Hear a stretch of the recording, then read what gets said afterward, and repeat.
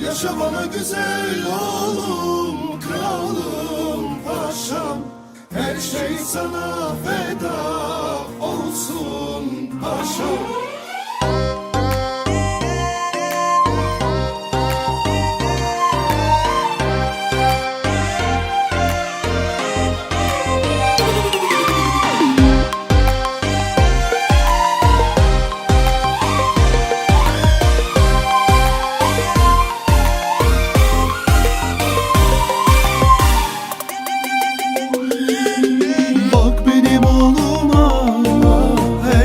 Yakışır ona, anam baban çalışır, her şey helal sana.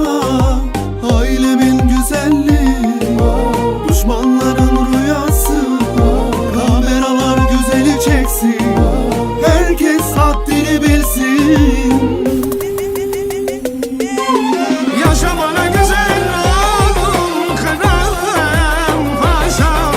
Her şey sana feda olsun paşam. Bir çıkışım var aman, düşmanlar bana. Bir kolunu kaldırsan düşmanlar batar. Yaşa bana güzel oğlum, kralım, paşam. Her şey sana feda olsun paşam. Bir çıkışın var aman, düşmanlar buna. Bir kolunu kaldırsan düşmanlar batar.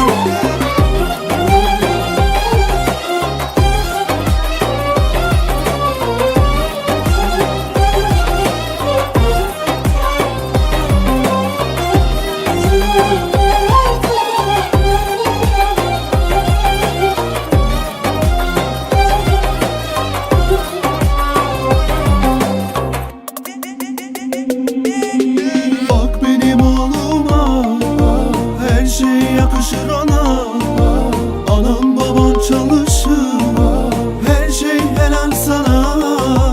Ailemin güzelliği, düşmanların rüyası, kameralar güzeli çeksin, herkes haddini bilsin.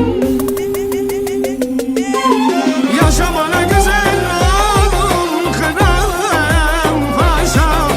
Her şey sana feda olsun paşam. Bir çıkışım var aman, düşmanlar bana. Bir kolunu kaldırsan düşmanlar batar. Yaşa bana güzel oğlum, kralım, paşam. Her şey sana feda olsun paşam. Bir çıkışın var aman, düşmanlar buna.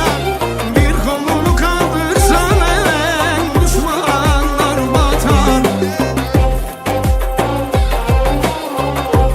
Ah aman, Türbenin güzelleri halaya gelsin, Türbenin paşası halaya gelsin. Ah herkes güzellik görsün. Ah aman, aman, aman, aman, aman. Gözleri güzellik görsün aman, aman, aman. Türbenin paşası